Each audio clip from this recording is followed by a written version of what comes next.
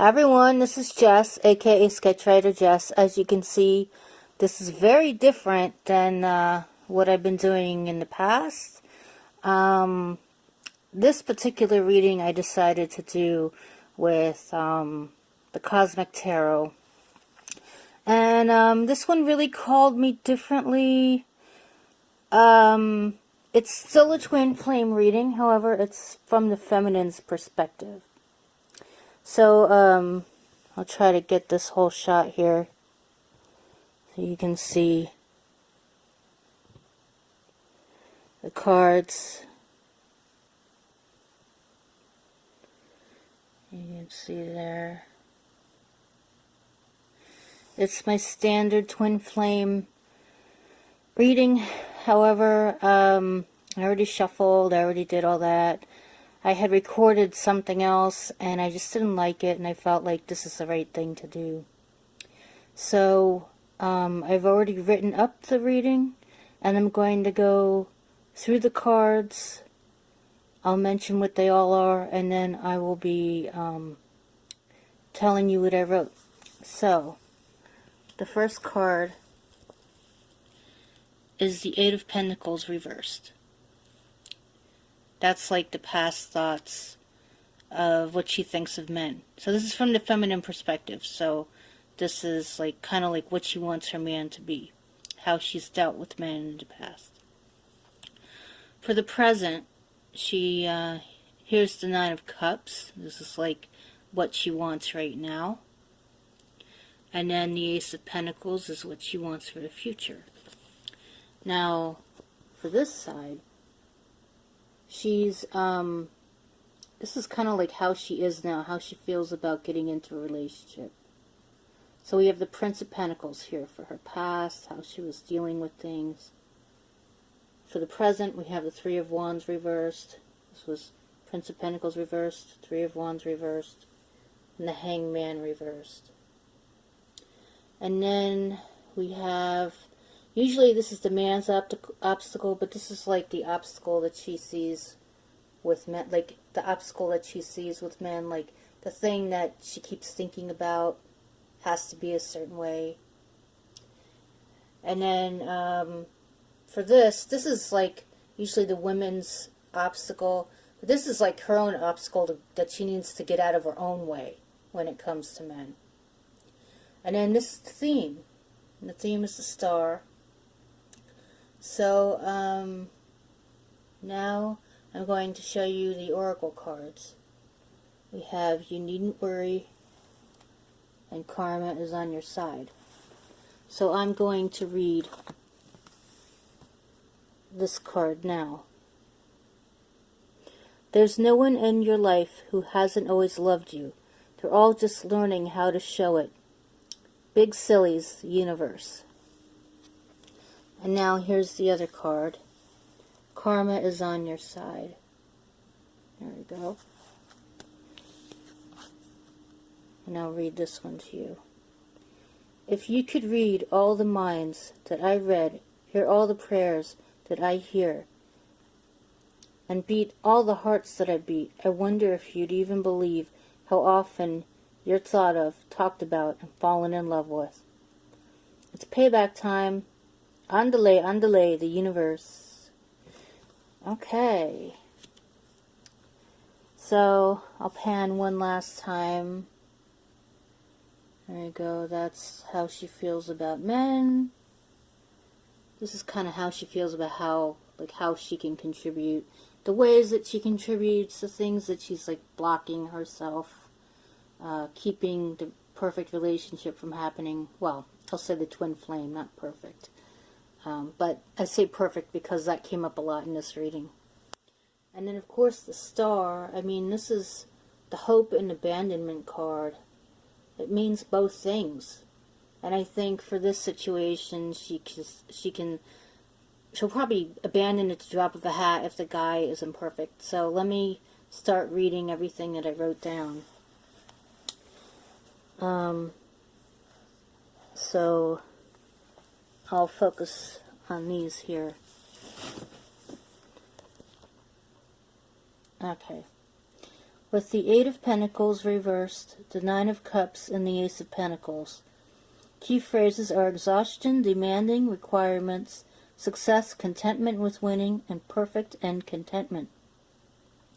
With the Prince of Pentacles reversed, Three of Wands reversed, and the Hanged Man reversed. Key phrases are stagnation, discouragement, disappointment, almosting it, not open to learning, and lethargic. With the Star, key phrases are abandonment and hope. With the Queen of Swords reversed, men in her life are, the key phrases are proper, pulled together, crafty, and sly. And that's kind of like how she feels about men. Maybe that's even the kind of guy she wants. And then the with the Five of Pentacles, she's blocking new men by the key phrases needing love and material troubles. Okay. So now, oh, and the oracles too. Let me get those. With the oracles, you needn't worry, and karma is on your side. Key phrases are don't worry about people who don't show you love. Love yourself now. And people who unconditionally love you, will always love you, and when you love them back, you not only honor them, you do right by you. So, I'll get started here. We'll look at these cards again, and I'll just pull them all up here, and I'll point to them as I'm reading about them. So, the Eight of Pentacles. In the past, she felt men expected so much from her, to the point of pushing herself hard to meet their demands. For the present, now she is looking for a man who can give her a feeling of peace and nurturing. So that's this one here. And then the Ace of Pentacles. Her future thoughts on men are that her man needs to be perfect. Okay. And now, for how she acts when it comes to relationships. So it's this one, the Prince of Pentacles reversed. In her past, upon meeting men, she's felt like she's stuck in a situation she hates and feels upset that it won't change. Perhaps a man has left her and thinks she won't meet someone else. The next one, the Three of Wands reversed. She's close to meeting the man who's a sure thing, but has just missed it again. And for the last part, the Hanged Man reversed. In her thoughts about meeting the one, she is lethargic, tired of the waiting game, and doesn't want another man to make a deep impression on her. Not another learning experience that sucks. Don't we all know that one, right? So that's the last part of that. And then we've got more. So preparing for union, and that's the cards in the back and the oracles. So, this one, Queen of Swords, reversed. She will have hope for the relationship to work and fears she will be abandoned. Oh, actually, that's the Star. She fears she'll be abandoned. She has hope, but she thinks she'll be abandoned. For this one, the Queen of Swords reversed, she keeps thinking her man will be slick and polished. But he will have flaws. That's what she needs to know. And then for the Five of Pentacles, she needs to look inside herself to stand on her own. She doesn't need a perfect man because she isn't perfect. No one is. She thinks she has to keep up the perfect couple image. And then for the Oracle card, you needn't worry. She needs to stop worrying about what people see and understand how her man feels about her. She needs to listen to him. If she wants a man to be there for her, she must put aside all thoughts of what she needs when it comes to expectations. She needs to come to a place when she accepts herself in order to be there for her man. Otherwise, she'll just keep repeating the same cycles.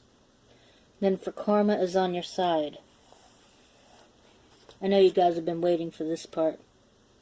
In the bedroom, with her man holding his hand, listening to the rain, staring into his eyes, knowing just how he feels, she whispers, "Tell me what you'd like me to do." Aha! Well, I'll be back for the wrap-up.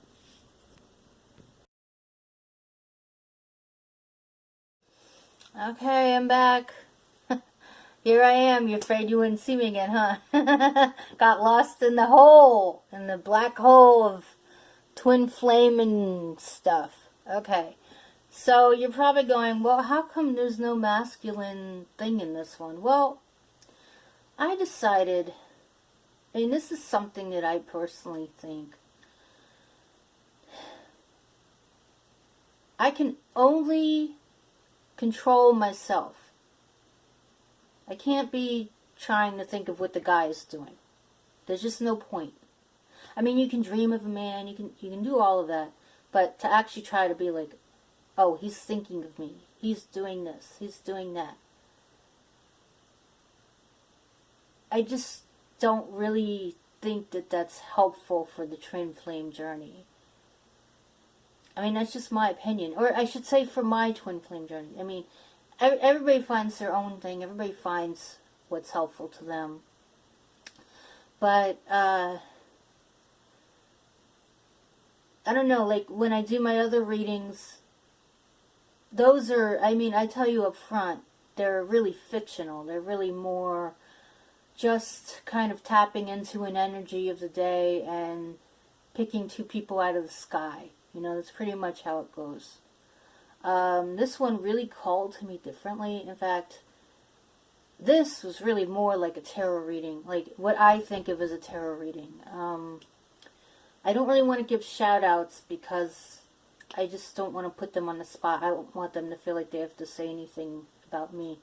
I'll just say that there are tarot readers who I would say are kind of like people who give guidance, they give general advice, they give spiritual guidance. Those are the tarot readers I tend to really gravitate towards. I have a few that I'm into that are sort of like, you know, they're off the wall and I really love them. I don't know, I just thought I would give you guys something different. I'm thinking in the future I may do some of the other ones that I was doing because I do enjoy those. However, I really feel like Spirit called me to this. I have a story about these cards, and I think I told you about them. It's possible I told you about them in another video. These cards, this is the Cosmic Tarot, and I'm going to hold this out. And if this doesn't say Twin Flame, I have no idea what does. I mean, really, seriously, that is such Twin Flame, it's not even funny. So I feel like this, for me, this is my Twin Flame deck. I feel like the Rider deck here is like fun. Like, I see it as a fun deck. I see it as like a way to just kind of laugh at the world. I mean, yeah, the imagery is disturbing, but there's something cartoony about the deck. And that's what I love about it. It's just fun, you know. I just always see it as a fun deck. I see the people in this as like little characters. Whereas when I look at these, I mean, look how realistic these people are drawn. I think more in terms of people in love, the realness of love, real quality of love. But I use the Rider deck and instruction book for these. So, it's just an interesting amalgamation of things. Plus, I have my my Notes from the Universe, which I absolutely love. It's my favorite, I think, of Oracle decks that I've ever seen. So, as I promised, it would be a wrap-up. I think what we have here, I think what I've tapped into in this situation, whoever this is for, and as I said, I consider this a true tarot reading. This isn't like my fictional man meets woman kind of thing. It's more about the woman and what she's thinking and what she can do for herself.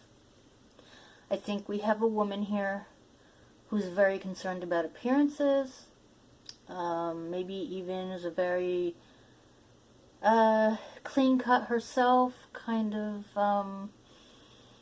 like, oh, I don't know, like really preppy. Like, she seems like somebody who'd be really preppy. And so she wants the man to be equally as perfect as her. She goes out of her way to please them. Like, she goes out of her way to dress up for them. She does all these things thinking she's going to attract the right guy. But what she doesn't realize she's doing is she's actually attracting the wrong guy, because she's constantly playing to them. She's pandering to them. And not only that, she's really ignoring them. She's ignoring their needs. In her effort to constantly give them herself, like, give them the best of herself, she's not thinking about what she can truly give him. She's not thinking about the quiet moments where you're with somebody and you are just in the moment listening to somebody. I think she's somebody who doesn't listen. I just got that feeling from this. And I feel like because she doesn't listen, the men don't want to be in a relationship with her anymore. They don't want to be in a relationship with somebody who is all about themselves. And not only that, not just all about themselves, but imagining what the man can do for them and how it'll look to be with him, you know, to have a man on her arm. There's nothing wrong with wanting a handsome guy, or like wanting to look like a nice couple. You know, there's nothing wrong with you know, two people really dressing up. Oh, I don't know if that's the right word, but like, you know, there are couples that, you know, like, they really take pride in how they look, and they like to be together, and they like to kind of like, I don't know, be happy with each other, or like show off. I mean, there are just some people like that. What she doesn't realize is that in order for that to happen, there has to be stuff that happens behind the scenes of that. There has to be moments where they're both real, they're both raw, they're not perfectly put together. And they need to find this. If this is what she wants, she needs to find it. And the only way she's going to find it is if she accepts herself, and she accepts the fact that she has flaws, and she has to accept that he has flaws. And if she can accept that, then there's hope. There's that hope for nurturing. See the woman with the flamingo, she's nurturing the little guy, and it's nighttime. That's kind of how I got the last part, was, you know, that it's in the rain, and they're together, and it's all about him, because she's decided to listen to him. I don't know what people hope to hear when people do readings. I know it's possible. It sounds like I'm saying she shouldn't think of herself. That's quite the contrary. She needs to think of herself, and she needs to accept the times when she needs nurturing, and that realize that he's going to need that too. If she's feeling that, he's going to feel that. And that's what I think the twin flame relationship is about. I mean, I kind of thought it was about the mission. And yeah, I mean, it's, there's probably a mission that they fulfill, and it's because of their strong bond that they can do that. And it makes the world better because they work together to do what they are meant to do. But in order to do that, she needs to accept, like just plain accept that things are not going to be perfect, and I cannot stress that enough. And let me tell you, I'm one of those people who can't stand when people overuse the word imperfect. Accepting imperfections drives me crazy. It's like a bug. But seriously, this person has to, because if she doesn't, she will not get the man that she desires. She will not attract the right man. She'll just keep going in this cycle of trying to please the guy to death. You know what I mean? Like, oh, if I just give him all myself, I just give him all this, I give him all that, he'll be mine. Well, you can't. I don't think you can do that if you don't give to yourself first. If you don't, say to yourself, you know what? I know I messed up today, but I'll try again, Like, it's as simple as that. There are people who won't say that to themselves. I know people like that. I've known people like that. And they're really hard to talk to. I kind of used to be like that when I was younger, but I'm not really thinking of myself. I'm thinking of just people that I've met in my past. That are the kind of people who just could not accept that they messed up. Like, it was like so devastating that they messed up. They couldn't possibly come back from it. And I mean somebody who's in a relationship and they're like trying to like make everything perfect and make sure everything stays on track, and there's never any arguments and there's never any problems, and oh, everything's so much fun, and you can only keep that up for so long. I think you can have fun moments every day. However, I also think if it's like enforced fun, it's not fun anymore, right?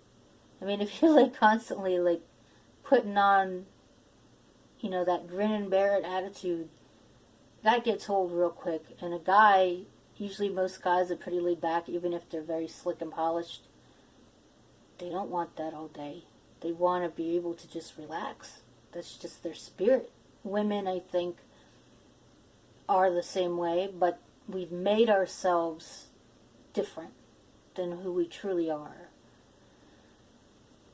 So I hope this resonated with you forever, for whoever this is. Keep on keeping on with the twin flame journey. Love yourself. Don't work on yourself. Love yourself. Just accept yourself and say, I'm going to try again tomorrow. Or even, I'm going to try again the next moment. Or you can even say, I'll try and then I'll do it. I will do it tomorrow. Or I'll do it the next moment. You just have to kind of like take steps to do something. In order to do it, you have to try. And, you can say there's no try, there's only do, but there's a reason why you got to that point. It's because you tried and failed and tried and failed and tried and failed. So, hopefully this resonated with you. I'm Sketchwriter Jess on Instagram, and I have a blog, sketchwriterjess.com.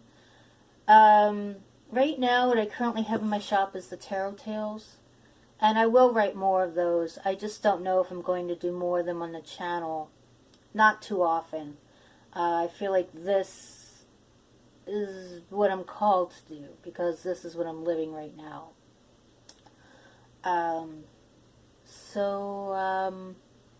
Go to my site and you'll see I have a shop page there.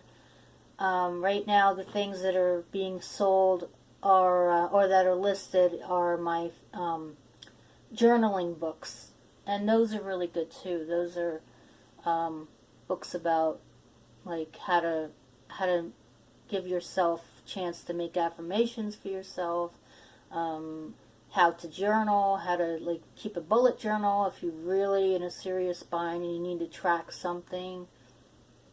Sometimes a bullet journal is the best thing, and that's what I did. So I have more videos about that throughout, and I'll talk more about that tomorrow. So check out my shop page. I've got those things. The other things will be up there probably this month. And then I'll be listing any new things like this that you have to pay for. So, I will see you tomorrow for Mental Health Monday. Bye.